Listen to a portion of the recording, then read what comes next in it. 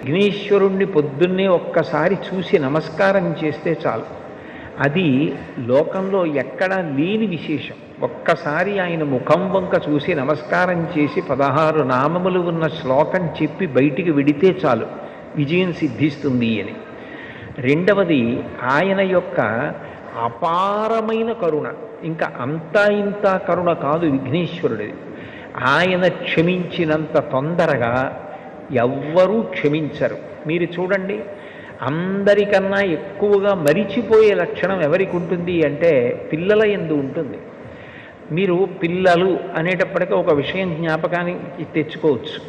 పెద్దవాళ్ళు ఏదైనా తింటున్నారనుకోండి, ఎవరో పెద్దలు వచ్చారు ఇంటికి, ఇంట్లో భోజనమో ఫలహారమో చేస్తున్న పెద్ద ఆయన ఆ పళ్ళెం పట్టుకునో లేకపోతే చేతిలో ఏ ఉండ్రాయో కుడుమో పట్టుకుని తింటూ వీధిలోకి వెళ్ళి స్వాగతం పలకడం, ఆ పళ్ళెం లోపల పెట్టి తాను పెడతాడు.